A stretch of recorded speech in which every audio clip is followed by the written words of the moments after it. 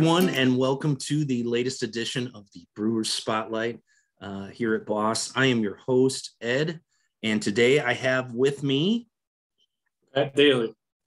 Pat Daly. Nice to meet you.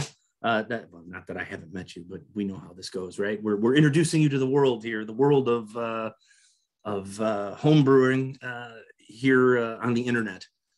So, Pat, how many years have you been brewing, and how many years have you been a part of Boss? So brewing now almost 7 years, and I'm Boss for just about 3 years now. So got my feet wet about 7 years ago when my dad gave me my first bottle. I gave me this little something about 10 years ago, and I said, all right, I want to start making this stuff years later. So that's where we turned into. All right. So what was that first style that you decided you were going to brew? What was that first beer? I got one year. I got it. Very first thing is like other people get is like the small little kits you can get for $50, $60.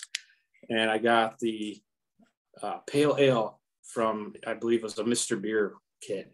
I don't even know if they make Mr. Beer kits anymore, but it was a Mr. Beer kit seven years ago or so. And it was an IPA, and cooked it on my stovetop. And my wife hated it because it stunk the kitchen up. We had no idea what it was like back then. Yeah, so I did that.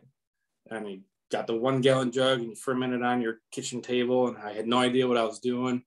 And went to finally pour it into bottles and bottle condition it. And it was one of the worst beers I've ever tasted. So it was, you go, man, I can't believe I made that. That was awful. But I just said, you know what, I'll try again and again and again. But it was an IPA first. And yeah, it was not great by any means. So IPA wasn't so hot, but you kept at it. And, I know I personally have had a couple of your beers and I haven't had anything where I was like, I don't know about that. But, I've always enjoyed what you've brought. But is that particular beer, like, is that your wheelhouse? Like, do you like to focus on IPAs, or do you have other styles that you tend to brew more of? I say last year I've done more lager. Just something I like the challenge of it. It's a little bit tougher beer to make, I think, with just yeast and the diacetyl res and all the other things you have to incorporate with lagers. So I enjoyed the challenge of lagers. So I've been doing that more last year, but I'm still somewhat a seasonal brew maker. Like when I know I need to make a winter beer, I'll start making the stouts in late October or something like that to have for Thanksgiving and Christmas. So I try and do that. And then summertime and springtime, I try and make like a nice Pilsner or a nice pale ale if I can do those, because that's what I want to drink in the season. So that's what I try to accomplish. So you're going for the beers that you want to drink, and you're brewing season to season, trying to plan for your own styles. What would you say is is there a style of beer that you haven't brewed yet that you really want to try? Or is there a style of beer where you're like, I'm never going to brew that, like, ever, like off the table? One I've been really wanting to brew, and I got all the stuff to do it just recently. So I'll probably do it in, I would say, May. I'm going to make it. I want to do a Belgian double. I want to do a true Belgian double style. So I got a bunch of the liquid candy, something to pump up the ABV a little bit. But I want to do that. Something I've been trying to do. I like Belgian style beers, and I really didn't like them when I first started drinking craft beers and stuff, but it's kind of weaned into it. So now I want to take the challenge on and do it. As for one I don't want to make, like if I wanted to really not, because I'm not going to drink it. That's the thing. If I got 5 gallons on tap, it's really hard to burn through 5 gallons of something at home to drink if you really don't care for it. And I've really never cared for ESBs a whole lot. It's just a style I've never liked. So I don't know if I'll ever make it for myself, because how do I sit there and suck down 4.5, 5 gallons of beer at home on tap when I really don't want it? Mm-hmm. So that's one I'm still deterred from making yet. No, I could see that. And I'm hoping others watch this video, because there are several guys in the club that brew ESBs, and they're solid representations of the style, and they will try and convince you otherwise. And maybe it could be, just saying, it could be that you just haven't found the one yet that you're like, that's an ESB. Maybe I should try that. I'm just saying. Right. Not the ones I just keep trying to have. I go, it's just okay. I can have 1 glass. I'm good after 1 glass. I don't want to drink 5 gallons of it. And yeah, that's where I'm at as well. So with all of these different beers and stuff that you're brewing, does your home brewery have a name? I do Box Office Bierwerks. That's what I just like to call it. Okay. So I got little logos me and wife had made up and stuff. It's fun, just to have some. Then you can name the beers obscurely that you make. It's just a fun part of the process as a brewer. Sure. So so your Box Office brews, that's you're going for like movie titles and things like that?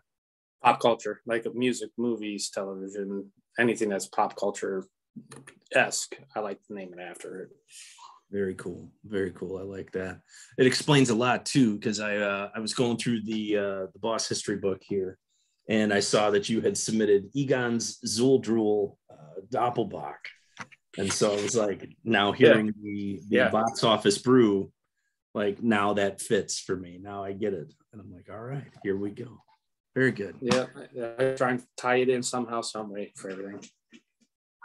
Very cool. So, well, today, actually, you did not give me a Doppelbock. You gave me something different to share. I got the American lager right there that I finally got carved up. So there we go. Is that what you're drinking as well? Yep. Excellent. I still got 3 gallons of the burn through, and I don't mind this one at all. So there we go. Well, why don't you tell me a little bit about this beer while we're drinking it? 2 pounds of corn,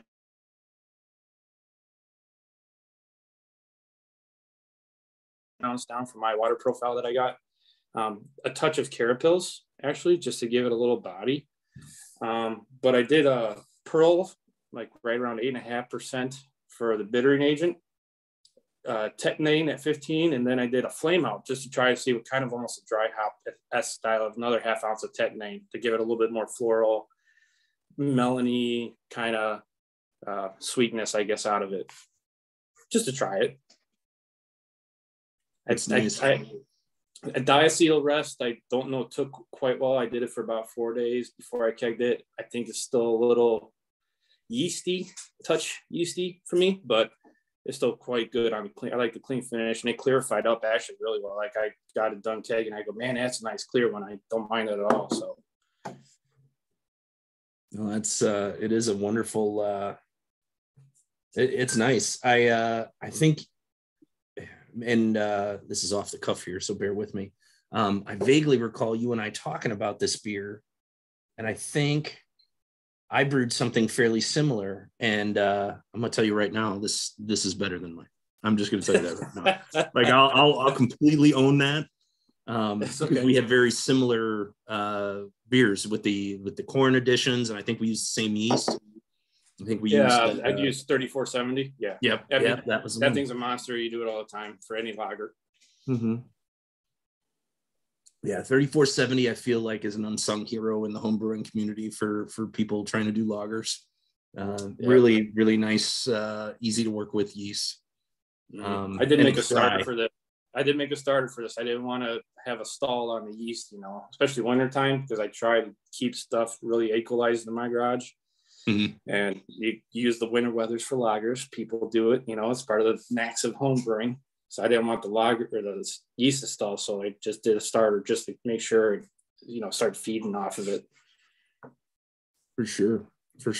What's that as you brew, like in a typical brew day? Do you got a favorite piece of gear or a special tool? Anything that like you're like, I'm not brewing unless I have this today? Like if you have that one key piece of gear. I wouldn't say like I would be lost without it, but a couple of things that I've gotten over the years that I've just enjoyed to put in my repertoire of equipment. Years back, I got these giant black latch boxes. They're half the size of a table. I can put stored grains in them, and I've tried and tested it. Waterproof, weatherproof, no mice, no bugs, so I can store grains for a longer time. So that's been really nice, especially when you forget what grains you have and you go back and you go, oh, it's junk now, I can't use them. And then a few years back, my grandfather had passed away. He had these old tool chests, just like big Craftsman red tool chests you see like at Ace Hardware. Or the rollers. Yeah. So I grabbed that from him. I been using to store all my equipment and all my little knickknacks in these tool chests of his. So it's the two things I've really cherished the most and use a lot for everything. Oh, absolutely. Yeah. And organization, man, critical, absolutely critical on a brew day. No, I'm 100% with you, and I'm jealous because I don't have that. So I like it. What would you say is like a piece of advice that you would give to people just starting off in the hobby? Like what would you say to somebody to come for advice, anything like that? Well, like for me, because my first one was so bad when I made that first beer, it was terrible. It really was. But I wasn't discouraged by it. Like I enjoyed the craft beer scene so much when I got into it. If you really like something and you want to figure it out on your own, don't get discouraged if you have a bad batch. I mean, I've been doing it now almost 7 years, and there's still batches. Remember trying to do a hoppy red ale one year, and it was terrible. You go, man, I spent a whole day making this, and now I just want to dump it. You get bad batches, but then you go, okay, I'll learn from those mistakes, and you move on. So if you make a mistake, you move on and learn from it. And then a couple times where I've learned the hard way is sanitation. You can't, if there's anybody that ever says I over sanitize something, it's a load of crap. In my opinion, you can never over sanitize. Come on. So that's probably the key. Cleanliness is next to godliness when it comes to the brew world. So make sure you do that. I would say those for the two tidbits of information. I love it. Is there, as we continue to drink here, is there anything else? And this is really good. Good. I mean, it's not like I doubted you. Like, it was just one of those things where it's just like, sit in the spot. You know what I mean? on a cold, semi-cold night here. Anything you want to leave a boss with here as we get ready to sign off? Just for like boss people, I feel like I'm one of the younger crowds. I kind of relate with you a little bit, Ed, where I'm one of the young bucks in the group. So it's nice to see a lot of these guys really take appreciation for some of us that come in as a younger crowd member, saying, I still want to learn the craft. I'm not discouraged. I want to do this. It's enjoyable, and I love having this kind of group to facilitate this hobby and love of good beer, craft beer, making the process. So I appreciate that, I guess, with the boss group, because you learn so much from these people that dedicate the time and effort to all these people that want to come on and learn new things. So that's one thing I would leave the boss with. I appreciate it. Young buck coming in and not knowing a whole lot and learning from everybody else. It's a nice process. It's a nice group. There we go. I love it. All right. So this has been your Brewers Spotlight. Again, this is Ed and this is Patrick, just saying thanks, everyone. Thank you, everyone. And happy brewing.